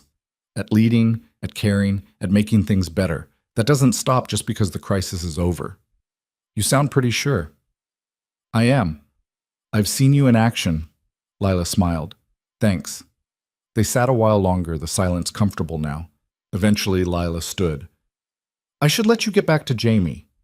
Yeah, Ethan stood too. Thanks for coming. Thanks for not telling me to leave. They walked back to the parking lot together, and Lila stopped beside her car. Ethan? Yeah? I'm glad it was you who found the bag. He smiled. Me too. She drove away and Ethan stood there for a moment, looking back at the bench. It didn't hurt as much as it used to. Maybe it never would again. He went home and made breakfast. Over the next few months, life settled into something that felt almost normal. Ethan's work at Vance and Hale expanded. He helped launch 3 new programs, built partnerships with schools and community centers, and spent more time in neighborhoods that reminded him of where he'd grown up than in the sleek downtown office. Jamie thrived. His grades improved, he made the soccer team, and he stopped asking if they were going to be okay. Ethan took that as a win. Lila restructured the entire organization. She brought in new board members, implemented transparency measures, and personally visited every program site to rebuild trust. It was exhausting work, but she did it with a focus that impressed everyone who worked with her. One afternoon in late fall, Ethan was at a program site in the South End when his phone rang. Unknown number. He almost didn't answer, but old habits were hard to break. Ethan Cole. Mr. Cole, this is Angela Frost. Ethan stopped walking. Marcus's lawyer, the one who'd threatened him months ago. What do you want? I'm calling to inform you that my client has decided not to appeal his sentence. Ethan frowned. Okay. He asked me to pass along a message. I don't want to hear it. He said to tell you that you were right. Ethan felt his jaw tighten. About what? He didn't elaborate, but he wanted you to know. The line went dead. Ethan stood on the sidewalk, phone still pressed to his ear, trying to process what he'd just heard.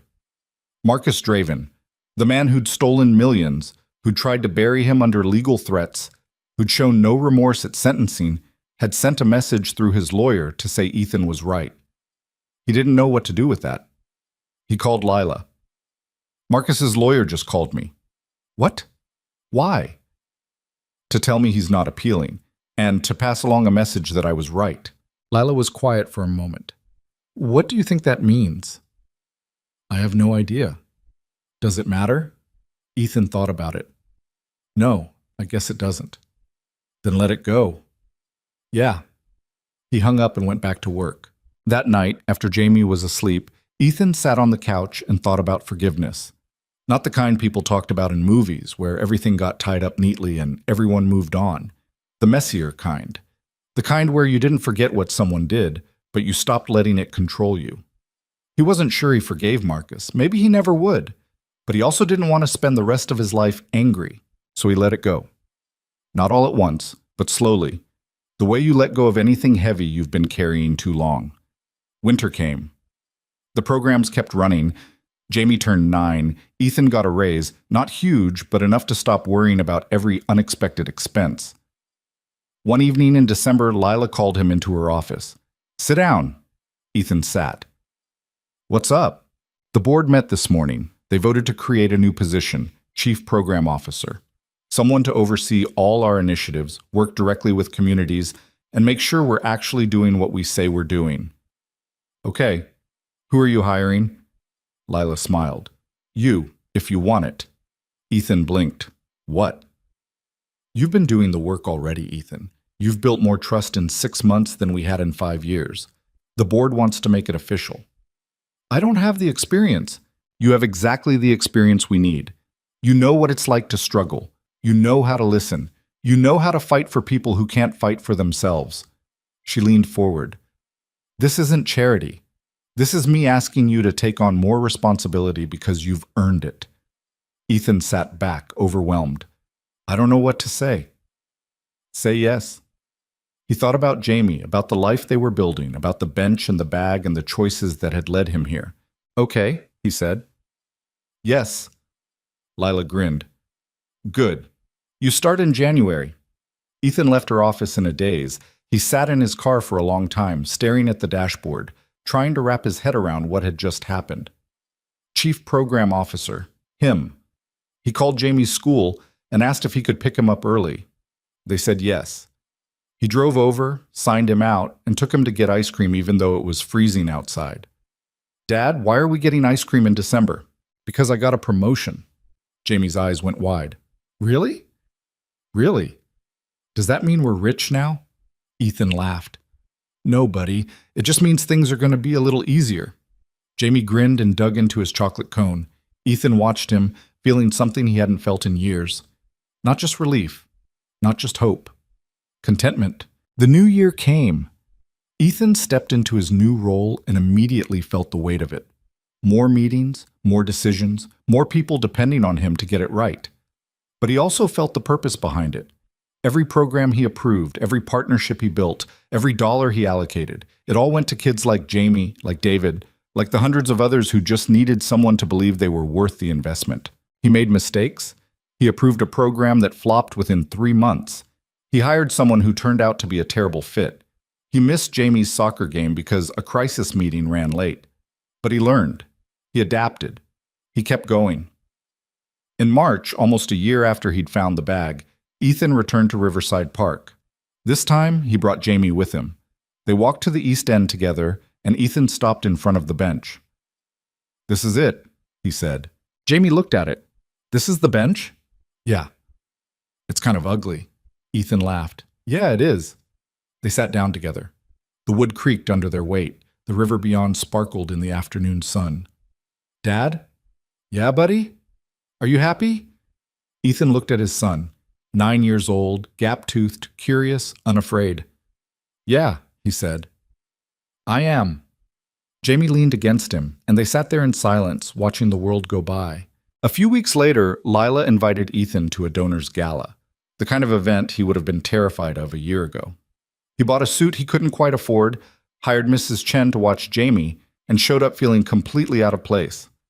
Lila found him near the bar, looking uncomfortable in a room full of people who wore wealth like a second skin. "You clean up nice," she said. "I feel ridiculous."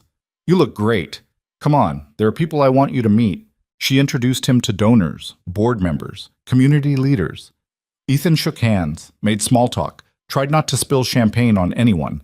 By the end of the night, his face hurt from smiling, but he also felt something unexpected. Pride. These people wanted to help. They had resources, influence, connections, and Ethan was the bridge between them and the communities that needed it. That mattered. That meant something. As the evening wound down, Lila pulled him aside. "You did great tonight. I felt like a fraud." "You're not. You belong here." Ethan shook his head. "I'm a park maintenance worker who got lucky." "No, you're someone who saw something wrong and did something about it. That's not luck. That's character." Ethan looked at her, this woman who'd trusted him when she had no reason to, who'd fought for him when he couldn't fight for himself, who'd given him a chance to be more than he thought he could be. "Thank you," he said, "for everything." Lila smiled. "Thank you, Ethan, for not looking away." Summer came. The programs flourished. Jamie finished 4th grade with straight A's. Ethan took a week off. his first real vacation in years, and they went to the beach. Just the two of them, building sandcastles and eating too much ice cream and forgetting about everything else for a while. On their last night, they sat on the sand watching the sunset. Jamie leaned against him, sunburned and happy. "Dad?" "Yeah." "Do you think Mom would be proud of you?" Ethan's throat tightened. "I hope so." "I think she would. You help a lot of people now." "I try." "You're a good dad." Ethan wrapped his arm around him. "Thanks, buddy." They sat there until the stars came out, and Ethan thought about his wife, about how she'd always believed he was capable of more than he gave himself credit for, about how she'd probably be laughing at him right now for doubting himself so much. He missed her. He always would, but he also knew she'd want him to keep going, to keep trying, to keep believing that the small choices mattered. So that's what he did. A year and a half after the trial, Ethan was at a program site when he saw a familiar face. David, the boy who'd thanked him for the after-school program, was sitting at a table in the art room, sketching something with intense concentration. Ethan walked over. "Hey, David." The boy looked up and grinned. "Mr. Cole, look what I made." He held up the drawing. It was a superhero, cape, mask, the whole thing, standing on top of a building with the city spread out below. "That's really good," Ethan said. "Thanks. I'm thinking about being an artist when I grow up." "Yeah?" "Yeah. Or maybe a teacher. I haven't decided yet." Ethan smiled. "You've got time." David went back to his drawing, and Ethan stood there for a moment watching him work. This kid, who might have had nowhere to go after school if the program hadn't existed, was dreaming about his future, planning for it, believing it was possible. That was worth everything. As Ethan left the site that afternoon, he thought about the bench, about the bag, about the choice he'd made to call the number instead of walking away. He'd spent so long thinking of himself as someone who just survived, someone who didn't make waves, who didn't take risks, who played it safe because that was the only way to protect what little he had. But the truth was, survival wasn't enough. It had never been enough. People needed more than survival. They needed someone willing to stand up when it was easier to sit down, someone willing to speak up when it was safer to stay quiet, someone willing to believe that doing the right thing mattered, even when it cost something. Ethan wasn't perfect. He still worried too much, still doubted himself, still made mistakes. But he'd learned something important over the past year and a half. The small choices mattered. The quiet moments of courage. The decision to help someone even when you didn't have to. The refusal to look away just because it was easier. Those choices added up. They built into something bigger than any single act. They became a life worth living. And maybe that was the point all along. One evening in late summer, Ethan and Lila stood on the steps of the Vance and Hale building, watching the city lights flicker on as the sun set. They'd just finished a board meeting, a good one for once, full of progress reports and expansion plans and optimism about the future. "We did it," Lila said quietly. "Did what?" "Made it through. Built something better." Ethan nodded. "Yeah, I guess we did. You ever think about what would have happened if you hadn't found that bag?" "Sometimes." And I don't know. Maybe Marcus would have been caught eventually, maybe not. But I know my life would be different. Better or worse. Ethan thought about Jamie's smile, about the programs they'd launched, about the kids whose lives had changed because someone decided to care. "Worse," he said. "Definitely worse." Lila smiled. "Mine too." They stood in comfortable silence, and Ethan felt the weight of the past 2 years settle into something manageable, something he could carry without it breaking him. "You know what I've learned?" he said. "What?" "That trust is harder than I thought, and more important." Lila turned to look at him. "What do you mean?" "I spent years not trusting anyone. Not really. I kept people at a distance because it felt safer. But then I found your bag, and I had to decide whether to trust you, and you had to decide whether to trust me. And we both did, even though we had no reason to. And it worked out." "Yeah, it did." He paused. "But it could have gone the other way. I could have been wrong about you. You could have been wrong about me. Trust is a risk, but it's the only way anything good ever happens." Lila nodded slowly. "You're right, and I think that's what Marcus didn't understand. He thought power was about control, but real power, the kind that lasts, is about trust, about believing in people and giving them a reason to believe in you. Think he knows that now? I don't know, but I hope so. They walked to the parking garage together, and Ethan got in his truck, newer now, more reliable, the brakes finally fixed. He drove home through the city, windows down, warm air rushing in. When he got to the apartment, Jamie was on the couch doing homework. Mrs. Chen had already left for the night. Ethan dropped his keys on the counter and sat down beside his son. "How was your day?" "Good. We learned about fractions." "Fun." "Not really." Jamie looked up. "How was yours?" "Good. We're launching a new program next month. Music classes for kids who can't afford instruments." "That's cool." "Yeah, I think so too." Jamie went back to his homework and Ethan sat there watching him, feeling the simple satisfaction of being home. Later, after Jamie was asleep, Ethan stood at the kitchen window and looked out at the city. Somewhere out there, kids were going to bed in homes that felt too small, with parents who were working too hard for too little. Somewhere out there, people were struggling, surviving, wondering if things would ever get better. He couldn't fix all of it. No one could. But he could do his part. He could show up, do the work, fight for the people who needed someone in their corner. And maybe that was enough. The bench in Riverside Park still sat in the East End, weathered and forgotten by most, but not by Ethan. He went back sometimes, alone or with Jamie, and sat there in the quiet. It didn't hurt anymore.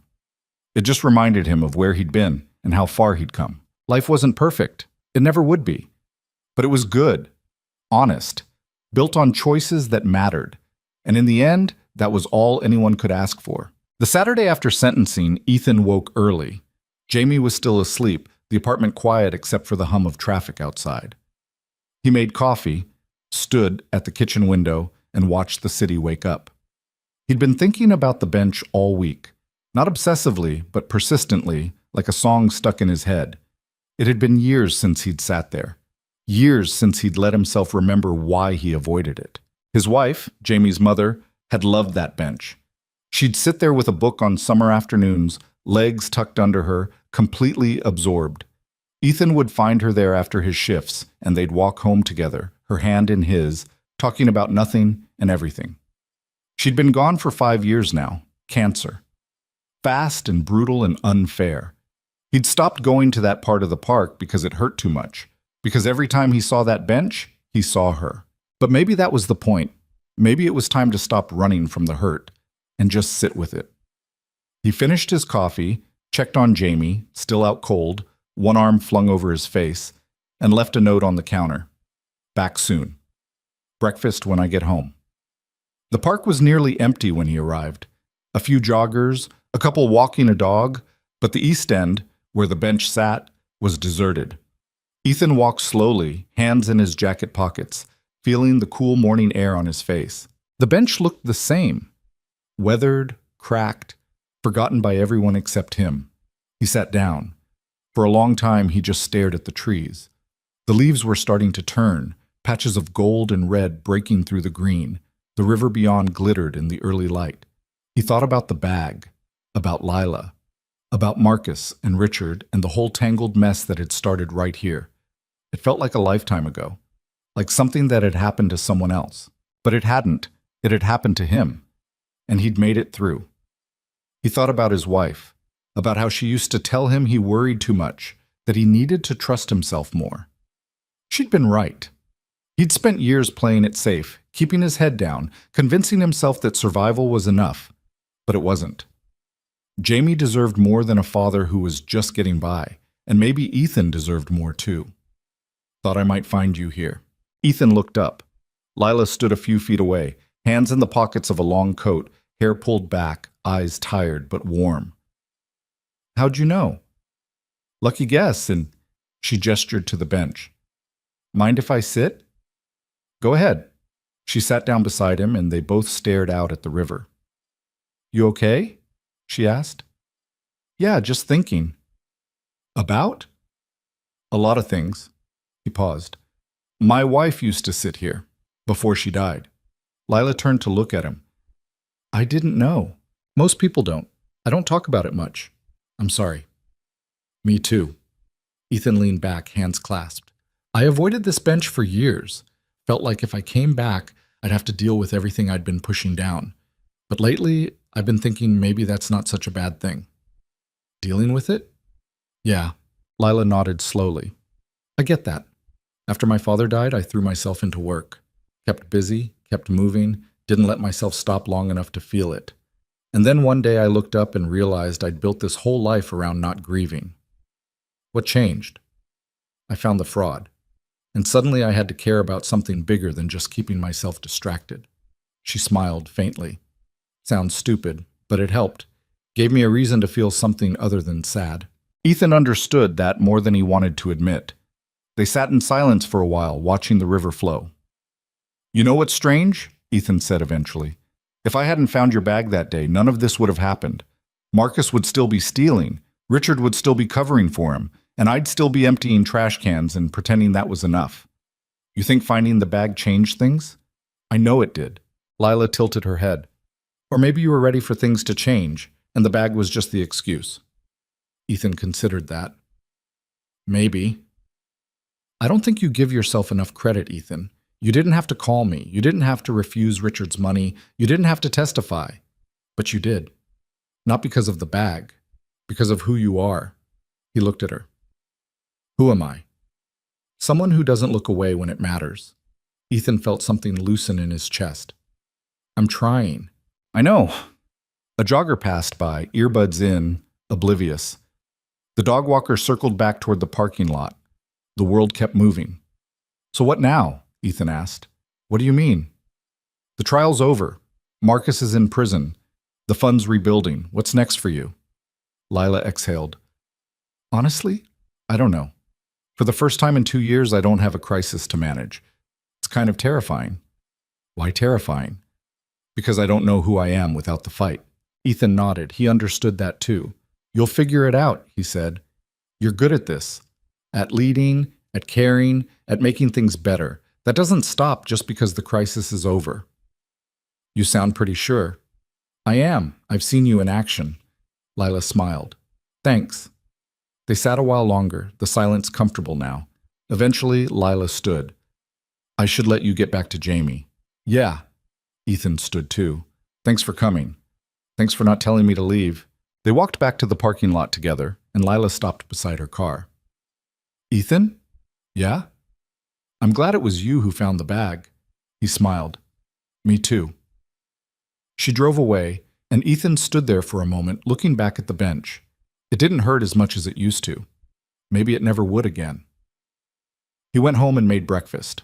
Over the next few months, life settled into something that felt almost normal. Ethan's work at Vance and Hale expanded. He helped launch 3 new programs, built partnerships with schools and community centers, and spent more time in neighborhoods that reminded him of where he'd grown up than in the sleek downtown office. Jamie thrived. His grades improved, he made the soccer team, and he stopped asking if they were going to be okay. Ethan took that as a win. Lila restructured the entire organization. She brought in new board members, implemented transparency measures, and personally visited every program site to rebuild trust. It was exhausting work, but she did it with a focus that impressed everyone who worked with her. One afternoon in late fall, Ethan was at a program site in the South End when his phone rang. Unknown number. He almost didn't answer, but old habits were hard to break. Ethan Cole. Mr. Cole, this is Angela Frost. Ethan stopped walking. Marcus's lawyer, the one who'd threatened him months ago. What do you want? I'm calling to inform you that my client has decided not to appeal his sentence. Ethan frowned. Okay. He asked me to pass along a message. I don't want to hear it. He said to tell you that you were right. Ethan felt his jaw tighten. About what? He didn't elaborate, but he wanted you to know. The line went dead. Ethan stood on the sidewalk, phone still pressed to his ear, trying to process what he'd just heard. Marcus Draven, the man who'd stolen millions, who'd tried to bury him under legal threats, who'd shown no remorse at sentencing, had sent a message through his lawyer to say Ethan was right. He didn't know what to do with that. He called Lila. Marcus's lawyer just called me. What? Why? to tell me he's not appealing, and to pass along a message that I was right. Lila was quiet for a moment. What do you think that means? I have no idea. Does it matter? Ethan thought about it. No, I guess it doesn't. Then let it go. Yeah. He hung up and went back to work. That night, after Jamie was asleep, Ethan sat on the couch and thought about forgiveness. Not the kind people talked about in movies where everything got tied up neatly and everyone moved on. The messier kind. The kind where you didn't forget what someone did, but you stopped letting it control you. He wasn't sure he forgave Marcus. Maybe he never would, but he also didn't want to spend the rest of his life angry. So he let it go. Not all at once, but slowly. The way you let go of anything heavy you've been carrying too long. Winter came. The programs kept running. Jamie turned 9. Ethan got a raise, not huge, but enough to stop worrying about every unexpected expense. One evening in December, Lila called him into her office. Sit down. Ethan sat. What's up? The board met this morning. They voted to create a new position, Chief Program Officer. Someone to oversee all our initiatives, work directly with communities, and make sure we're actually doing what we say we're doing. Okay. Who are you hiring? Lila smiled. You, if you want it. Ethan blinked. What? You've been doing the work already, Ethan. You've built more trust in 6 months than we had in 5 years. The board wants to make it official. I don't have the experience. You have exactly the experience we need. You know what it's like to struggle. You know how to listen. You know how to fight for people who can't fight for themselves. She leaned forward. This isn't charity. This is me asking you to take on more responsibility because you've earned it. Ethan sat back, overwhelmed. I don't know what to say. Say yes. He thought about Jamie, about the life they were building, about the bench and the bag and the choices that had led him here. Okay, he said. Yes. Lila grinned. Good. You start in January. Ethan left her office in a daze. He sat in his car for a long time, staring at the dashboard, trying to wrap his head around what had just happened. Chief Program Officer. Him. He called Jamie's school and asked if he could pick him up early. They said yes. He drove over, signed him out, and took him to get ice cream even though it was freezing outside. Dad, why are we getting ice cream in December? Because I got a promotion. Jamie's eyes went wide. Really? Really? Does that mean we're rich now? Ethan laughed. No, buddy. It just means things are going to be a little easier. Jamie grinned and dug into his chocolate cone. Ethan watched him, feeling something he hadn't felt in years. Not just relief, not just hope. Contentment. The new year came. Ethan stepped into his new role and immediately felt the weight of it. More meetings, more decisions, more people depending on him to get it right.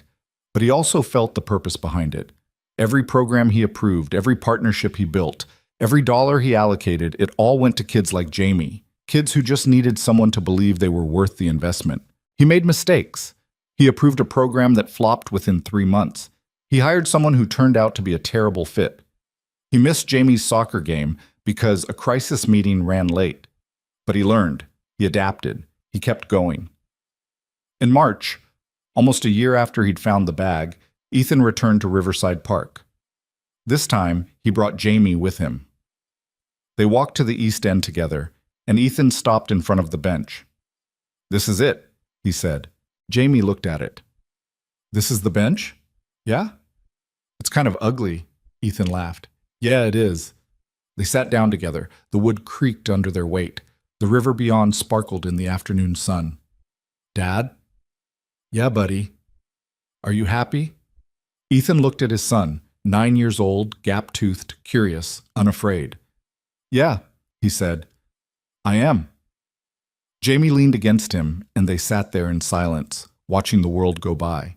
A few weeks later, Ethan was at a program site when he saw a familiar face. David, the boy who'd thanked him for the after-school program months ago, was sitting at a table in the art room, sketching something with intense concentration. Ethan walked over. Hey, David. The boy looked up and grinned. Mr. Cole, look what I made. He held up the drawing. It was a superhero, cape, mask, the whole thing, standing on top of a building with the city spread out below. That's really good, Ethan said. Thanks. I'm thinking about being an artist when I grow up. Yeah? Yeah. Or maybe a teacher. I haven't decided yet. Ethan smiled. You've got time. David went back to his drawing and Ethan stood there for a moment, watching him work. This kid, who might have had nowhere to go after school if the program hadn't existed, was dreaming about his future, planning for it, believing it was possible. That was worth everything. That evening, Ethan and Lila stood on the steps of the Vance and Hale building, watching the city lights flicker on as the sun set. They'd just finished a board meeting, a good one, for once, full of progress reports and expansion plans and optimism about the future. We did it, Lila said quietly. Did what? Made it through. Built something better. Ethan nodded. Yeah, I guess we did. You ever think about what would have happened if you hadn't found that bag? Sometimes. And I don't know. Maybe Marcus would have been caught eventually. Maybe not. But I know my life would be different. Better or worse? Ethan thought about Jamie's smile, about the programs they'd launched, about the kids whose lives had changed because someone decided to care. Worse, he said. Definitely worse. Lila smiled. Mine too. They stood in comfortable silence, and Ethan felt the weight of the past year settle into something manageable, something he could carry without it breaking him. You know what I've learned? He said. What? That trust is harder than I thought, and more important. Lila turned to look at him. What do you mean? I spent years not trusting anyone. Not really. I kept people at a distance because it felt safer. But then I found your bag, and I had to decide whether to trust you, and you had to decide whether to trust me. And we both did, even though we had no reason to. And it worked out. Yeah, it did. He paused. But it could have gone the other way. I could have been wrong about you. You could have been wrong about me. Trust is a risk, but it's the only way anything good ever happens. Lila nodded slowly. You're right, and I think that's what Marcus didn't understand. He thought power was about control. But real power, the kind that lasts, is about trust, about believing in people and giving them a reason to believe in you. They walked to the parking garage together, and Ethan got in his truck, newer now, more reliable, the brakes finally fixed. He drove home through the city, windows down, warm air rushing in. When he got to the apartment, Jamie was on the couch doing homework. Mrs. Chen had already left for the night. Ethan dropped his keys on the counter and sat down beside his son. How was your day? Good. We learned about fractions. Fun. Not really. Jamie looked up. How was yours? Good. We're launching a new program next month. Music classes for kids who can't afford instruments. That's cool. Yeah, I think so too. Jamie went back to his homework, and Ethan sat there watching him, feeling the simple satisfaction of being home. Later, after Jamie was asleep, Ethan stood at the kitchen window and looked out at the city. Somewhere out there, kids were going to bed in homes that felt too small, with parents who were working too hard for too little. Somewhere out there, people were struggling, surviving, wondering if things would ever get better. He couldn't fix all of it. No one could. But he could do his part. He could show up, do the work, fight for the people who needed someone in their corner. And maybe that was enough. Because here's the thing. Nobody tells you about doing the right thing. It doesn't always feel good. Sometimes it costs you sleep and peace of mind and the luxury of not caring. Sometimes it puts you in courtrooms and turns your life upside down. Sometimes it makes you the kind of tired that a good night's sleep can't fix. But it also gives you something money can't buy. A reason to wake up that goes beyond just getting through another day. A purpose that outlasts the fear and the doubt, and the moments when you wonder if any of it matters. Ethan had spent years believing he was small. Just a guy trying to keep his head above water, raise his kid, pay his bills. He'd convinced himself that people like him didn't change anything, that the big fights were for other people with more money and better connections and cleaner hands. But he'd been wrong. The bench in Riverside Park still sat in the East End, weathered and forgotten by most. But not by Ethan. He went back sometimes, alone or with Jamie, and sat there in the quiet. It didn't hurt anymore. It just reminded him of where he'd been and how far he'd come. Life wasn't perfect. It never would be. Jamie still had bad days. Ethan still worried about money sometimes. Still second-guessed his decisions. Still felt like he was learning everything 10 years later than everyone else. But it was good, honest, built on choices that mattered. And in the end, maybe that's all any of us can hope for, to live a life where the hard choices lead somewhere worth going, where the people we help remember that someone cared, where our kids grow up believing the world can be better because they saw us try to make it that way. The bag on the bench had been an accident, a random moment that could have passed without consequence. But Ethan had chosen not to let it pass. And that choice, small, quiet, unremarkable in the moment, had rippled outward in ways he never could have predicted. That's how change happens. Not in grand gestures or perfect plans, but in the decision to care when it's easier not to speak up when silence is safer, to trust when cynicism is simpler. One choice at a time, one person at a time, one quiet act of courage that becomes a foundation for the next. And somewhere between the bench and the courtroom, between the fear and the fight, Ethan Cole had learned something his wife had been trying to teach him all along. He was enough, not perfect, not powerful, not special, just enough.